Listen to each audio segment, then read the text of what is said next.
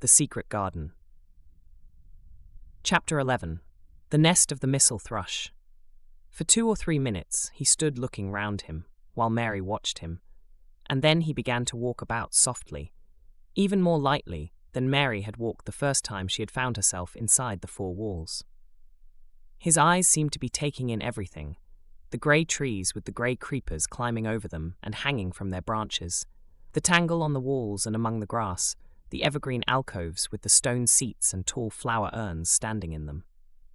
"I never thought I'd see this place," he said at last, in a whisper. "Did you know about it?" asked Mary. She had spoken aloud, and he made a sign to her. "We must talk low," he said, "or someone'll hear us and wonder what's to do in here." "Oh, I forgot," said Mary, feeling frightened and putting her hand quickly against her mouth. "Did you know about the garden?" she asked again when she had recovered herself. Dickon nodded. "Martha told me there was one as no one ever went inside," he answered. "Us used to wonder what it was like." He stopped and looked round at the lovely grey tangle about him, and his round eyes looked queerly happy. The nests as'll be here come springtime," he said. "It'd be the safest nesting place in England. No one never comin' near and tangles o' trees and roses to build in. I wonder all the birds on the moor don't build here." Mistress Mary put her hand on his arm again without knowing it. "Will there be roses?" she whispered. "Can you tell? I thought perhaps they were all dead." Not them. Not all of them," he answered. "Look here." He stepped over to the nearest tree, an old one with grey lichen all over its bark, but upholding a curtain of tangled sprays and branches. He took a thick knife out of his pocket and opened one of its blades. "There's lots o' dead wood as ought to be cut out," he said, "and there's a lot o' old wood, but it made some new last year. This here's a new bit," and he touched a shoot which looked brownish-green instead of hard, dry grey. Mary touched it herself in an eager, reverent way. "That one," she said. "Is that one quite alive, quite?" Dickon curved his wide, smiling mouth. "It's as wick as you or me," he said, and Mary remembered that Martha had told her that wick meant alive, or lively. "I'm glad it's wick," she cried out in her whisper. "I want them all to be wick. Let us go round the garden and count how many wick ones there are." She quite panted with eagerness, and Dickon was as eager as she was. They went from tree to tree and from bush to bush. Dickon carried his knife in his hand and showed her things which she thought wonderful. "They've run wild," he said, "but the strongest ones has fair thrived on it. The delicatest ones has died out, but the others has growed and spread, till they's a wonder. See here." And he pulled down a thick, grey, dry-looking branch. "A body might think this was dead wood, but I don't believe it is, down to the root. I'll cut it low down and see." He knelt and with his knife cut the lifeless-looking branch through, not far above the earth. "There," he said exultantly. "I told thee so. There's green in that wood yet. Look at it." Mary was down on her knees before he spoke, gazing with all her might. "When it looks a bit greenish and juicy like that, it's wick," he explained. "When the inside is dry and breaks easy, like this here piece I've cut off, it's done for. There's a big root here as all this live wood sprung out of, and if the old wood's cut off and it's dug round and took care of, there'll be—" He stopped and lifted his face to look up at the climbing and hanging sprays above him. "There'll be a fountain o' roses here this summer." They went from bush to bush and from tree to tree. He was very strong and clever with his knife, and knew how to cut the dry and dead wood away, and could tell when an unpromising bough or twig had still green life in it.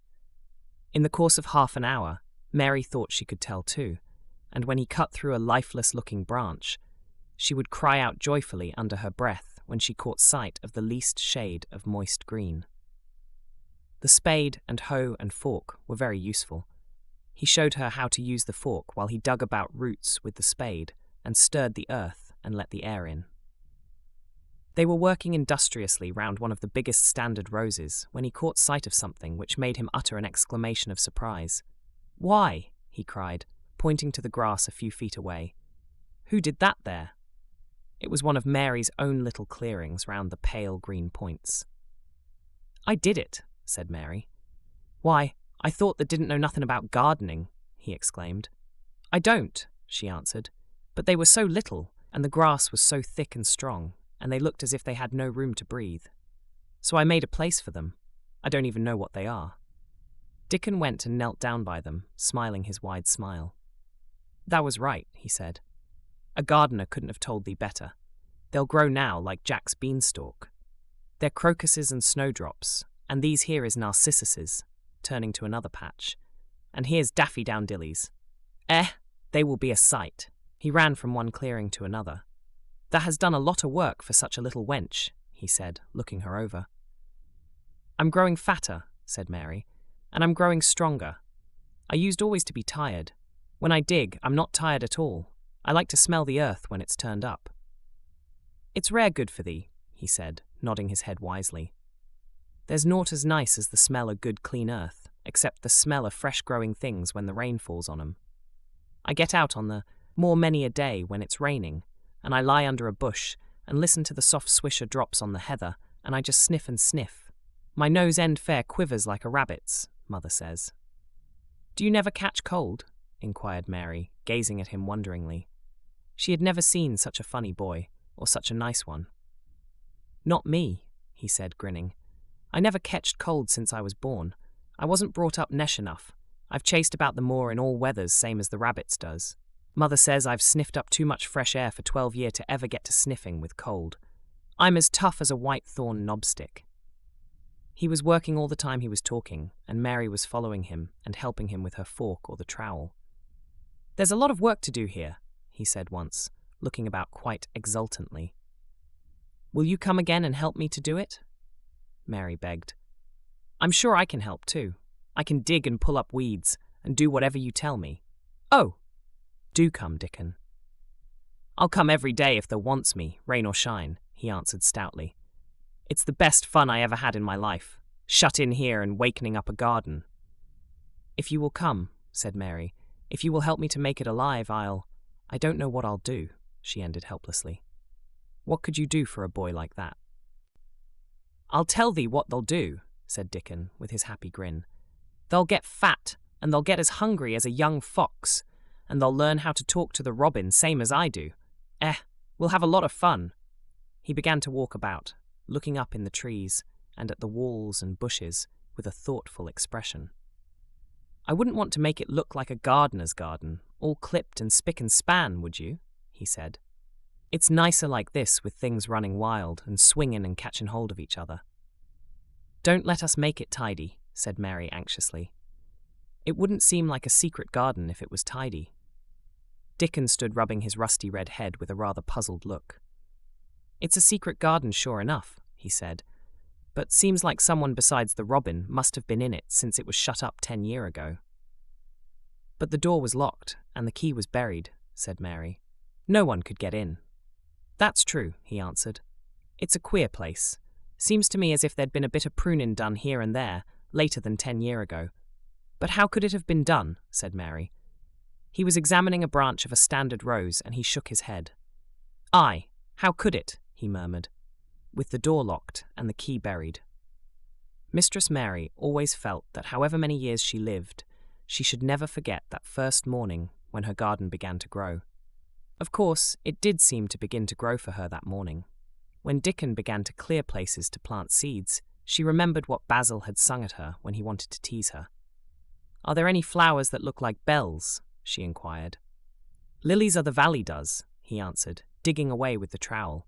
And there's Canterbury bells and campanulas. Let's plant some, said Mary. There's lilies are valley here already. I saw 'em. They'll have growed too close and near. We'll have to separate 'em, but there's plenty. The other ones takes 2 years to bloom from seed, but I can bring you some bits of plants from our cottage garden. Why does thou want 'em? Then Mary told him about Basil and his brothers and sisters in India, and of how she had hated them, and of their calling her Mistress Mary quite contrary. They used to dance round and sing at me. They sang, Mistress Mary, quite contrary, how does your garden grow? With silver bells and cockle shells and marigolds all in a row. I just remembered it, and it made me wonder if there were really flowers like silver bells.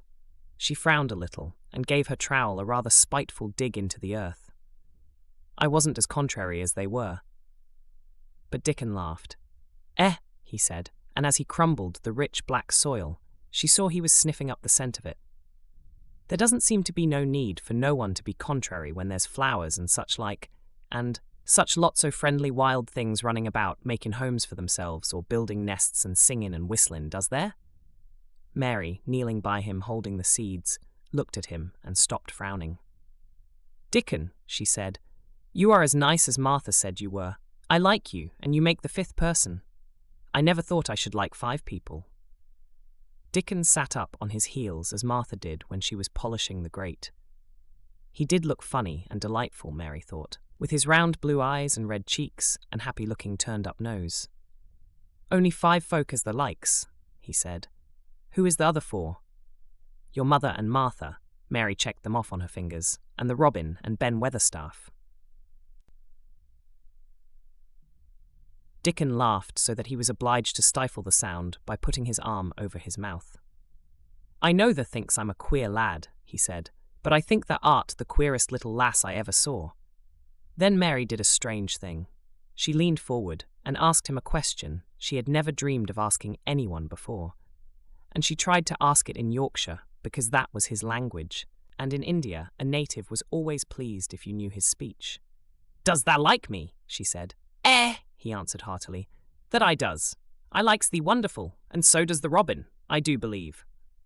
"That's 2 then," said Mary. "That's 2 for me." And then they began to work harder than ever and more joyfully. Mary was startled and sorry when she heard the big clock in the courtyard strike the hour of her midday dinner. "I shall have to go," she said mournfully. "And you will have to go too, won't you?" Dickon grinned. "My dinner's easy to carry about with me," he said. "Mother always lets me put a bit o' something in my pocket." He picked up his coat from the grass and brought out of a pocket a lumpy little bundle tied up in a quite clean, coarse, blue and white handkerchief. It held 2 thick pieces of bread with a slice of something laid between them. "It's oftenest naught but bread," he said, "but I've got a fine slice o' fat bacon with it today." Mary thought it looked a queer dinner, but he seemed ready to enjoy it. "Run on and get thy victuals," he said. "I'll be done with mine first. I'll get some more work done before I start back home." He sat down with his back against a tree. "I'll call the robin up," he said, "and give him the rind of the bacon to peck at. They likes a bit of fat wonderful." Mary could scarcely bear to leave him. Suddenly, it seemed as if he might be a sort of wood fairy who might be gone when she came into the garden again.